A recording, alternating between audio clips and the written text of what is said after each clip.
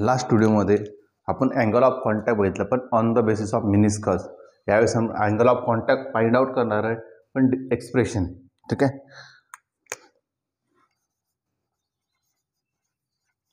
Angle of contact on the liquid किंवा fluid on a solid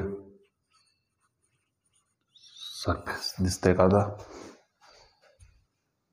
yes. चला, काय म्हणतो मी, T1, T2 आणि T3. T1 म्हणजे काय? Tension between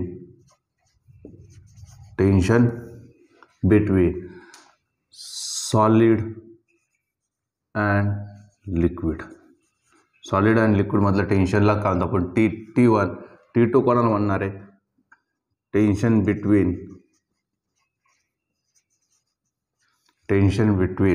solid and air. T3 कोणाला म्हणणार? टेन्शन बिटवीन कोणामध्ये? Liquid and air. बा, हा तुमचा सॉलिड सरफेस आहे. हा काय तुमचा सॉलिड सरफेस आहे. दोन प्रकारे अँगल काढा. हे बा, हा तुमचा लिक्विड आहे. ठीक आहे, हा तुमचा काय लिक्विड आहे. या पॉईंट ऑफ कॉन्टॅक्टला इथं काय म्हणता, लिक्विड आणि सॉलिड यांचं जिथं पॉईंट ऑफ कॉन्टॅक्ट होतो तिथं मी काय ड्रॉ करतो? टँजंट. हे बघा, असं टँजंट ड्रॉ केलं आणि inside the liquid angle major करतो, त्याला काय पण अँगल ऑफ कॉन्टॅक्ट. ठीक आहे, त्याला काय आपण अँगल ऑफ कॉन्टॅक्ट. हा झाला तुमचा टेन्शन. पण कोणामधला? लिक्विड आणि एअरमध्ये असेल तर त्याला आपण काय म्हणतो? T3. ठीक आहे. सॉलिड आणि लिक्विड मधल्या कोणाला? सॉलिड आणि लिक्विडला काय म्हणतो? T1. म्हणजे सॉलिड आणि लिक्विडसाठी मी काय म्हटलं? हे T1. हे सॉलिड आणि एअर पार्ट, हा एअर पार्टला जो आहे याला मी म्हटलं T2. ठीक आहे, सेम मी या पद्धतीने ऑप्टिक अँगलसाठी काढलं. इथं काय पॉईंट ऑफ कॉन्टॅक्ट आहे, इथं काय ड्रॉ केलं? टँजंट ड्रॉ केल्यानंतर काय केलं मी? Inside the liquid angle measure केलं. एका झाला माझा अँगल थीटा. ठीक आहे, परत तेच सॉलिड आणि लिक्विड मधल्या अँगलला काय म्हणतो आपण? T1. लिक्विड आणि एअर मधल्या अँगलला काय म्हणतो आपण? T2. लिक्विड आणि एअर मधल्या अँगलला काय म्हणतो आपण? T3. ठीक आहे, इथला जर मी अँगल विचारला, इथला जर अँगल सॉलिड सरफेस सोबत अँगल, इथला जर अँगल जर विचारला तर तुम्ही काय म्हणशाल? 180 मायनस इथला अँगल काय म्हणशाल तुम्ही? इथला अँगल 180 मायनस थीटा. ठीक आहे, 180 मायनस थीटा. आता आपल्याला काय करायचं असतं? आपल्याला करायचं आहे, हे जर आहे रिझल्टंट आहे, या रिझल्टंटला आपण काय करत असतो? ऑलवेज ऑरिझोंटल आणि व्हर्टिकल कॉम्पोनंटमध्ये रिझॉल्व्ह करतो. म्हणून काय केलं मी? व्हर्टिकल लाईन काढली आणि ऑरिझोंटल लाईन काढली. बघ, जिथं तिथं काय असतं? Cos theta. म्हणजे हा रिझल्टंट कोण आहे? T3. म्हणून इथं काय आलं? T3 cos theta. वरच्या साईडला काय झालं? T3 sine theta. इथं पण तसंच, एक व्हर्टिकल कॉम्पोनंट या साईडला रिझल्टंट म्हणजे या साईडला कॉम्पोनंट आहे. मग इथं काय होणार? T3. पण अँगल किती बनला? 180 मायनस थीटा. पण इथं काय? जिथं तिथं कॉस थीटा. म्हणजे काय? T3 180 minus theta. T3 180 minus theta. T3 पण कोणतं आहे? कॉस. जिथं थीटा तिथं काय? Cos theta. म्हणजे काय? T3 cos 180 minus theta. T3 sine 180 minus theta. ठीक आहे, चला. कॉस 180 मायनस थीटा काय असतो? Minus T3 cos theta. Cos 180 minus theta काय असतो? Minus cos theta. एवढं लक्षात ठेवा बायोवाल्यांसाठी. Minus T3 cos theta. हां, चला या साईडला बघितलं T3 कॉस थीटा. आता काय करायचं आहे? एक आपण कन्सिडर करणार आहे T1. सध्याला समजा म्हणून मी असं म्हणतोय, T1 आहे 1, हा आहे 2 आणि हा आहे तुमचा 3. ठीक आहे, याची व्हॅल्यू मी कन्सिडर करून चालणार आहे जेणेकरून तुम्हाला समजावं लवकर. ठीक आहे, चला आपण. आणि व्हर्टिकल कॉम्पोनंट काय? T3 sine theta. Downward component काय असेल? MG. तो काय करणार? बॅलन्स करणार आहे. म्हणून आपण फक्त फोकस ठेवणार आहे ऑरिझोंटल कॉम्पोनंटवर. म्हणजे या साईडला कोणता फोर्स आहे? T2. बरोबर की नाही? या साईडला काय तुमचा? T2. इथं दिसतंय का?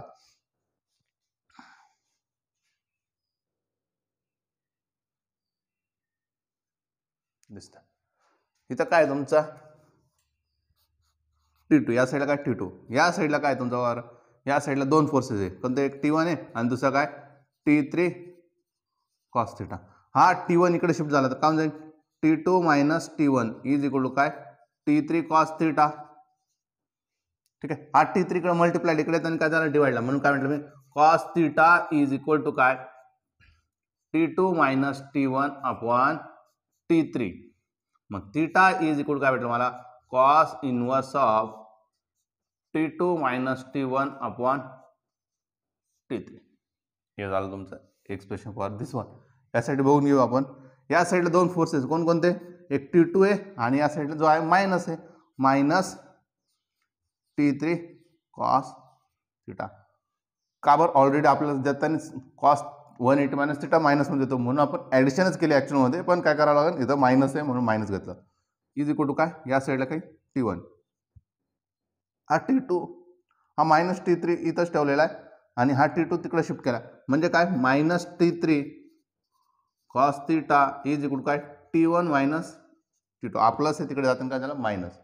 यांचं साईन मी चेंज करून घेतलं, म्हणजे निगेटिव्ह साईन काढून टाकलं. म्हणजे काय केलं मी T3 कॉस थिटा मग मायनस T1 प्लस T2, म्हणून काय केलं मी T2 minus T1. Therefore cos theta is equal to काय cos theta is equal to काय T2 minus T1 upon T3. Theta काढायचं आहे, मग काय cos inverse of T2 minus T1 upon T3. हे अँगल ऑफ कॉन्टॅक्टचं मला फॉर्म्युला मिळाले. मी जर बघितलं कोणतंही घ्या दोन्ही ठिकाणी काय भेटलं सेम फॉर्म्युला मिळाला. ठीक आहे, चला आता आपण ॲक्यूट अँगल कधी बनेल आणि ऑप्टिक अँगल कधी बनेल हे बघूया. त्यासाठी मी केस काय घेतो बघा, आपल्याजवळ इक्वेशन काय थिटा इज इक्वल टू काय मिळालं कॉस इनवर्स ऑफ, किंवा या पद्धतीने लावून दिलं तरी काय अडचण नाही, cos theta is equal to या पद्धतीने घेऊ आपण. ठीक आहे, cos theta is equal to T2 minus T1 upon T3. हां चल पहिली केस फर्स्ट मध्ये काय होतं आपण T2 मायनस T1 ग्रेटर आहे T3 पेक्षा. दुसरी गोष्ट महत्वाची T2 हा ग्रेटर आहे T1 पेक्षा. बा आता काय म्हणणं आहे T2 आहे T1 पेक्षा, म्हणजे इथं मी जी व्हॅल्यू घेतली याच कंडिशन आहे 1 2 3. आता जर मी बघितलं या ठिकाणी जर मी टाकलं T2 ची व्हॅल्यू काय टाकली, हे एक्झाम्पल समजावं म्हणून सांगतोय, लिहिण्याची गरज नाही आहे. T2 ची व्हॅल्यू किती घेतली आपण 2 आणि याची व्हॅल्यू किती घेतली 1 आणि डिवाइड बाय काय T3 मोठा आहे म्हणजे काय झालं 3. मला सांगा बघा 1/3 काय भेटणार आहे 0 point something. Cos 0 point something cos थिटाची व्हॅल्यू 0 पॉईंट समथिंग कधी असेल जेव्हा थिटा पॉझिटिव्ह असेल. ठीक आहे, वेन थिटा इज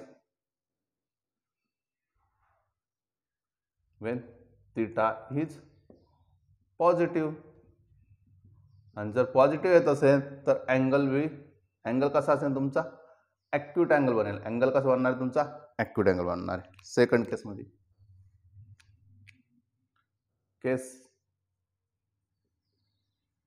सेकंड केसमध्ये परत तेच T2 minus T1 is equal to T3. T2 minus T1 is equal to काय T3. हां हे झालं. त्याच्यानंतर मी असं म्हटलं T2 is greater than T1, परत तीच केस आहे. मग मला सांगा यांच्या दोघांची सबट्रॅक्शन किती आली 1 आली. सपोज याच व्हॅल्यूनुसार यांची व्हॅल्यू 1 आली, मग T3 पण काय होणार 1, म्हणजे 1/1 किती होणार आहे 1. म्हणजे थिटा काय झालं तुमचा थिटा इज 0 डिग्री.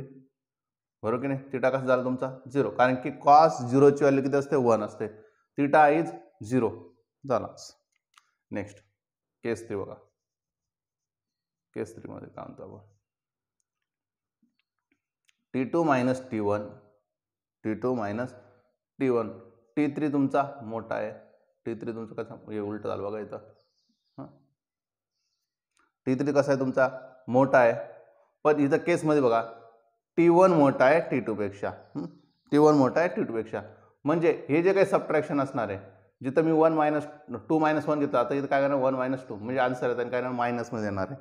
मायनसमध्ये येत असेल थिटा कसा मिळाला मला, थिटा कसा मिळाला, कॉस थिटा कसं मिळालं मला, निगेटिव्ह. कसं मिळालं आता, निगेटिव्ह. कॉस थिटाची व्हॅल्यू निगेटिव्ह कधी असेल, जेव्हा थिटा विल बी ऑफ्ट्यूज.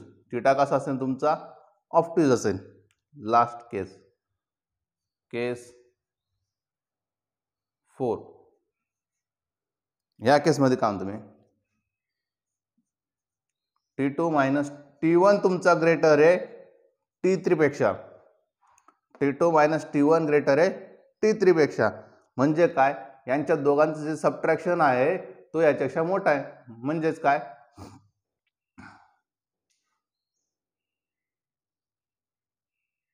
म्हणजे काय, इथं असेल 3 आणि खाली असेल 1. म्हणजे काय येणार, फ्रॅक्शन मध्ये 3 येईल.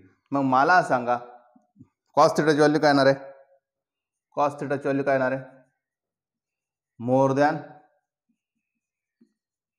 1.